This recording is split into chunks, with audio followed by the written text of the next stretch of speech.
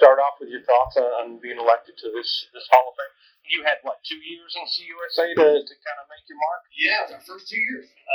So really cool transition. I got here, they don't tell you this in the recruiting pitch, but when I signed in 2010, the Hilltoppers had actually lost 26 football games in a row. We were the worst team in college football. Didn't know that until I stepped on campus. Probably bad research by me. But to see the flip from Conference USA, from Sun Belt to Conference USA, going out to be the top 25 team, just being a part of that transition, I think to me was the most important thing that I did on the Hill was going from the worst team in college football to being ranked in the top 25. I thought that was pretty cool from our team standpoint. Following the line, of the success that WKU quarterbacks have had, how does it feel to, Hall of Fame and be a part of that long line of success? Yeah, so when I got here, we were a wait and see power offense. We didn't throw the ball very, very much. We had good quarterbacks. They were more game managers. So being able to kind of have Bobby Petrino come in first changed kind of the dynamic of what we were doing. So I think Willie Taggart was a great coach.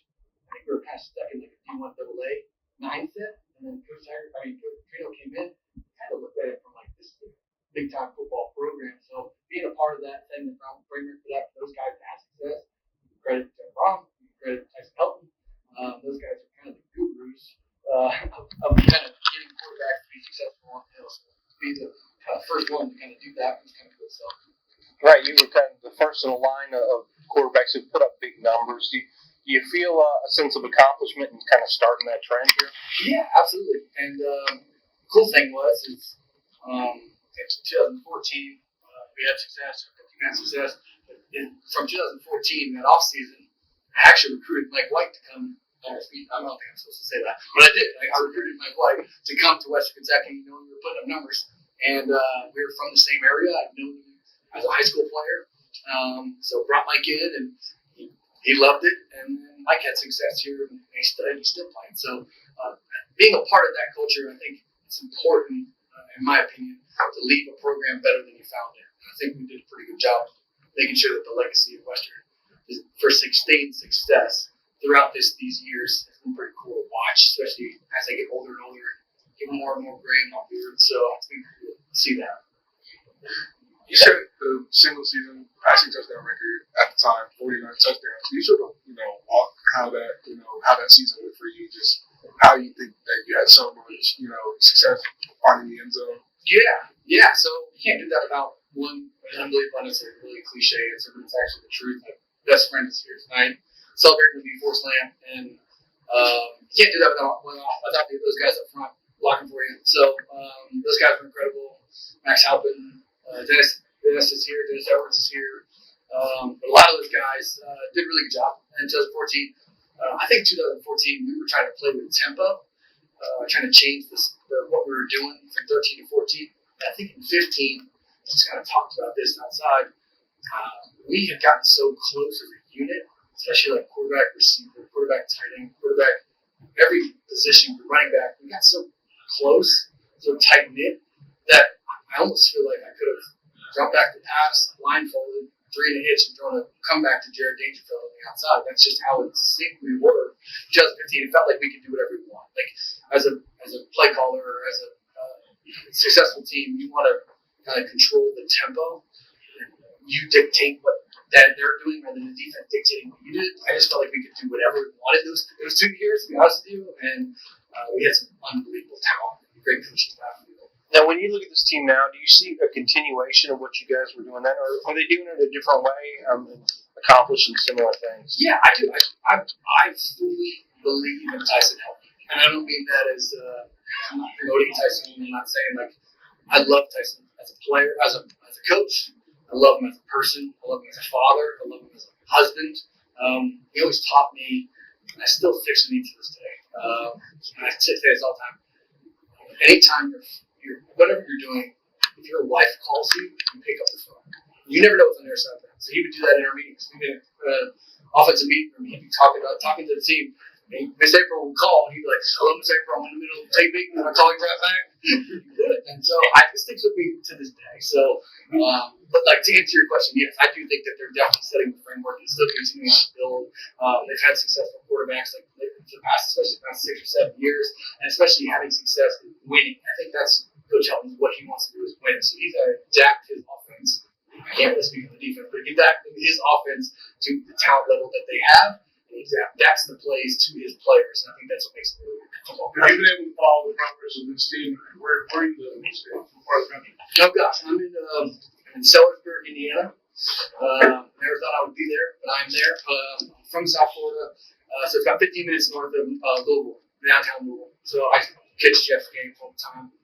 Go see that at the facility. So it's pretty cool. Have you able to follow this team and maybe some of the more recent teams on the coast? I have, yeah. I stay in contact with Coach Helton a lot. You know, to be honest with you, I see him every off season. We talk about how the team's doing naturally. I mean, he doesn't bring it up. I have to bring it up to him. Like, this is how he is as a person, and so I'll bring up how he's doing. And I've been following his teams. These teams, I think they got a chance. He always seems to find these diamonds in the rough. I think the thing that he's done really, really well, and it's kind of a twofold thing. I think he's found these kids that are motivated to play at a high level. I think that's helped him. I also think, in my opinion, every time I come back to this place, it seems like Todd Stewart is investing, like the room we're in right now. Yeah. He's investing into football. I think the kids see that, the coaching staff sees that, and I think that's why he's been here for a long time. I think he's had other opportunities to go somewhere else, and he hasn't done it because he sees the investment that Todd's making into football here. I've got to take you back. 67, 66 at Marshall. I've got to ask you, what was it like to play in that game? It was amazing. Actually, the cool stat about that was it was actually more points scored in that game. Well, this is probably not good for my defense, but more points scored in that game, in the football game, than there was basketball that year. I think the final score in the basketball game was like 61-60. But no, I was just talking about this, and it was probably the most pivotal moment in Western, in my career at Western, was that 2014 Marshall game. I think it kind of gave us really a lot of confidence going into the next season. Played well in the bowl game, but honestly, during that week of practice, we were sitting in the training room, and Nick Holt came up to me and was like, "Dude, this is Monday, playing on Saturday. I said, we're gonna get these guys." And I was like, "I feel the exact same way." I was like, God's like giving us that confidence to say, "Hey, we know what we're doing. We knew what they were gonna do on defense, and they knew what we were gonna do on offense, but we just had so much confidence that we knew how we were gonna attack." Funny story about that game. I don't think I've ever told this. I might have told it many times. I was on the bus ride in Huntington on the way there. Cam comes to my right side. And he throws me this article that this local media guy did in Huntington, West Virginia. And it was an article at the time. They were the number one ranked defense in the country. They had not given up a 150-yard passer. And I was leading the country in passing at the time. And I'm not. I hate numbers. But anyway, I was leading the country in passing, so I felt like I should have had some respect. Honestly, especially our team, our offense. And they did an interview with these DBs, and they were like, they better run the ball because they ain't going to throw it. And I passed that thing around like wildfire on the bus. And you should have seen the guys. They were like, especially the receivers, the tight ends, everyone was like, "Man, screw that." And I think it was kind of like we got to a fight for it, so we're a little too jacked up. But at the same time, I think that led to us having confidence to be able to like say, "Hey, we can do whatever we want with these guys. They don't respect us. We know what they're going to do." And it was one of those nights where like everything was hit. We ran out of shot plays. Jeff was on the sideline. Ran out of shot plays. Last thing I'll say about that game was really cool. God is amazing. We're in the 2-point conversion. That last 2-point conversion. Willie McNeil was on the outside. But actually, we ran out there. Watched it back. We ran out there. We knew the play we were going to run. North dark double return. It was like one route we ran. So you watch it back. We line up. Marshall calls the timeout. I'm freaking out. Like, oh shoot, this play's not going to work. They were going to double the inside guy. Willie McNeil was the inside guy. They were going to run a double on the inside guy. He was the only one that could run that route. Literally legit. Jared Dangerfield was one-on-one. I don't think he ever ran the route in his entire life. And I'm like, oh my gosh, I'm going to throw Jared Dangerfield. I've never thrown this route to Jared in my entire life. Here we go. They call timeout. Oh, good to go to the sideline. I breathed a sigh of relief. And Jeff's like, what's going on? I go, dude, they're doubling Willie. Throw Willie on the outside. They won't double Willie on the outside.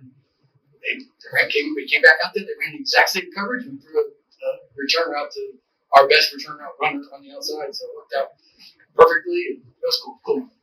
You brought up earlier Mike White. You lived, many kids' dreams. Played Madden, you went to the NFL. Combine, the draft, got drafted by the Miami Dolphins. And Mike White went to the Dolphins. Just how was that feeling? Two former WKU LOs going to the same team. Yeah, how about that? It's crazy. That's cool. I was a huge Dolphins fan growing up. My dad was the crazy parent, loved him to death. He was the crazy parent that knocked on my door at 5 o'clock in the morning. He's like, hey, we're going to Dolphins training camp practice.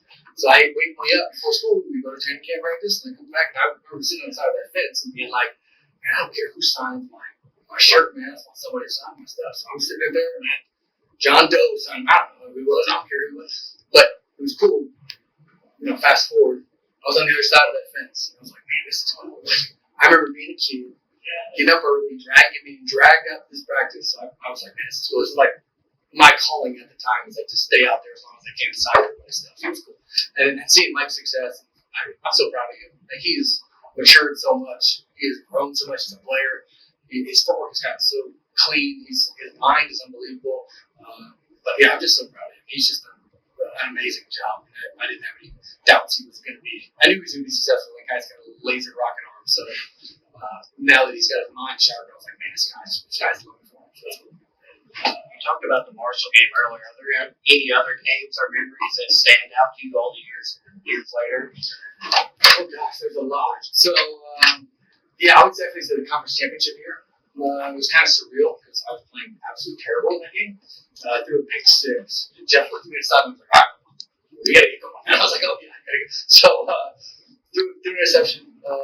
But it was cool because being the first ever conference championship in this building, a place where I know everybody comes and watches the games on Saturday, but we also practice there every single day. I probably had thousands of practices on that field. Again, going back to what I said at the beginning, like, we were really not a very good football team when I first got here. Winning a conference championship in 2015, first in school history, I mean, that game was incredible to me, and it was cool. I watched it back last week. I don't know who said it to me, like, my wife, my dad sends me, I'm watching this. Kevin O'Connell was actually the color guy, and now he's like the greatest coach in the NFL. So, How does it feel? I was gonna say, how does it feel now? You did all these things for Western. Now you're gonna be immortalized in the conference USA Hall of Fame. Just sort of how does it feel to leave your legacy? Here on this campus. Yeah, man, it's amazing. So Bowling Green's like one of those places I became a man. It became the person that I am. I left home at 18 years old. I met my wife here. We had our kids. I tore ACL in 2011. She was a soccer player at Western. She tore her ACL about a month and a half before I did. So we battled in the training room to see who was going to come back faster. So I met her here. We're still together. We're actually celebrating 10 years. She's getting old. We're spending 10 years married. We have 2 children. Maverick John Doughty. He's 8 years old. I was trying to get him to come up here, but he's got too many friends down there. And then Oakland Ray Doughty. She's my 2-year-old. And we had a wardrobe malfunction.